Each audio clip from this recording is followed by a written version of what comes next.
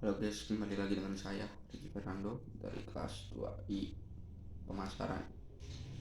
Seperti biasa, di video ini membahas tentang manajemen inovatif, materi-materi yang ada di manajemen inovatif. Langsung saja ke videonya, oke? Implementasi kinerja dalam manajemen SDM. Tingkat kinerja. Yang pertama, kinerja organisasi. Pencapaian hasil pada tingkat atau unit analisis organisasi kinerja pada tingkat organisasi ini terkait tujuan organisasi, rancangan organisasi, dan manajemen organisasi. Kedua, kinerja proses. Kinerja pada proses tahapan dalam menghasilkan produk atau pelayanan ini dipengaruhi tujuan proses, rancangan proses, dan manajemen proses. Yang ketiga, kinerja individu atau pekerjaan. Pencapaian atau efektivitas pada tingkat pegawai atau pekerjaan ini dipengaruhi tujuan pekerjaan, rancangan pekerjaan, dan manajemen pekerjaan serta karakteristik individu.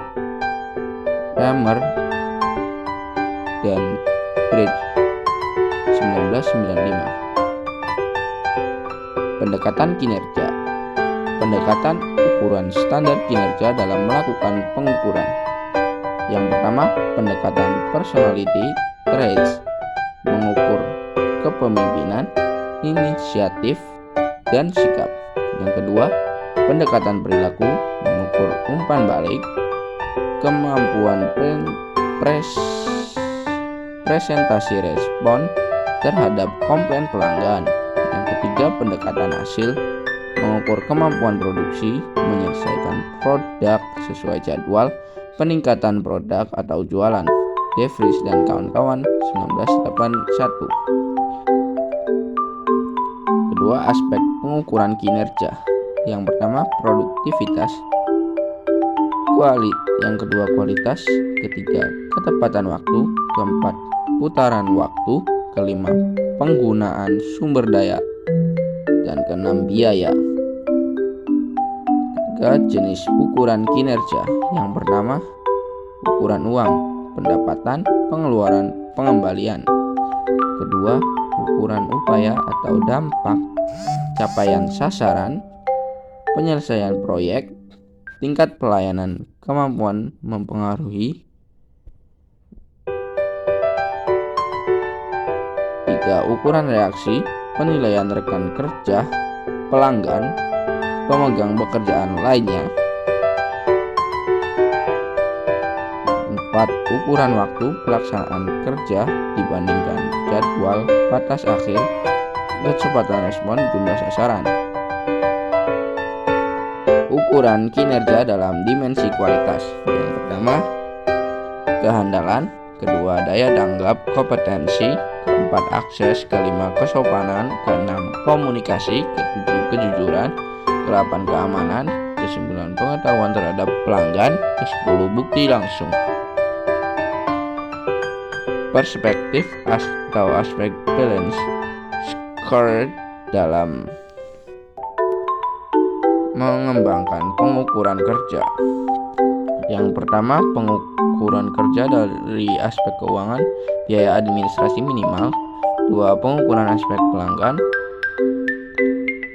kepuasan pelanggan, pelayanan efektif. Ketiga, aspek proses bisnis internal, sistem kontrol, penggandaan efektif, menggunakan sasaran kebijakan publik. Yang keempat, aspek pertumbuhan dan pembelajaran, tersedianya informasi, pembuatan keputusan kerja, kepuasan pegawai. Indikator untuk mengukur kinerja organisasi. Yang pertama, produktivitas. Kedua, kualitas layanan.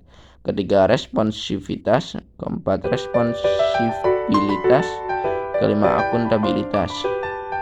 Indikator penilaian kinerja organisasi. Yang pertama, efisien.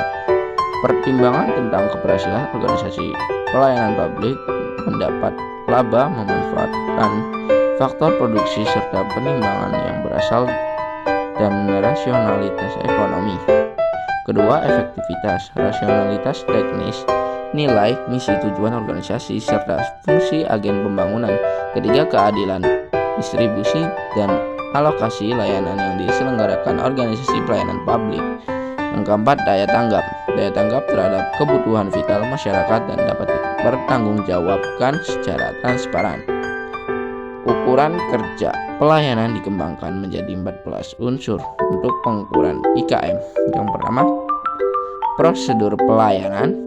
Kedua, persyaratan pelayanan. Ketiga, kejelasan petugas pelayanan. Keempat, kedisiplinan petugas layanan. Kelima, tanggung jawab petugas. Keenam, kemampuan petugas. Ketujuh, kecepatan pelayanan. Kedelapan, keadilan mendapat pelayanan. Kesembilan, kesopanan dan keramahan petugas. Kesepuluh, kewajaran biaya pelayanan. Kesebelas, kapasitas biaya pelayanan. Kedua-belas, kapasitas jadwal pelayanan. Ke-13, kenyamanan lingkungan. Ke-14, keamanan pelayanan. Indikator kinerja organisasi yang dijadikan pedoman menyusun laporan kinerja. Yang pertama, masukan. Segala sesuatu yang dibutuhkan agar pelaksanaan kegiatan dan program dapat berjalan. Kedua, keluaran.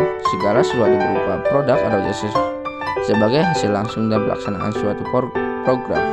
Ketiga, hasil.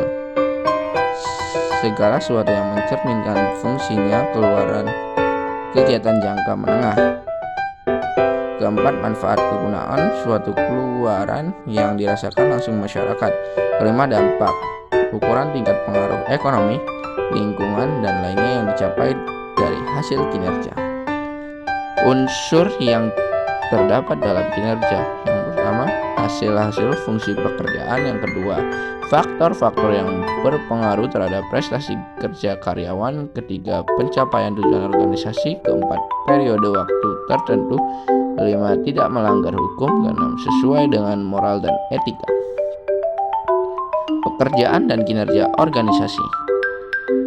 Fungsi pekerjaan atau kegiatan yang terkait kinerja organisasi perusahaan.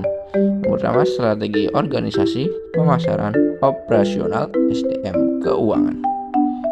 Indikator kinerja organisasi. Yang pertama, performa harus mengaruh hasil dan semangat untuk menghasilkan nilai.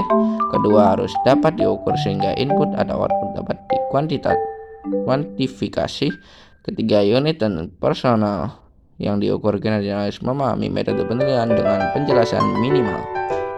Yang keempat, hasil penilaian dapat dikomunikasikan segera. Kelima, tersedia mekanisme penggabungan hasil penilaian kerja dengan feedback learning. 6, terhubung objektif dengan kebijakan insentif dan kebijakan pegawai. Ketujuh, bersifat seimbang antara orientasi keberhasilan jangka pendek dan jangka panjang.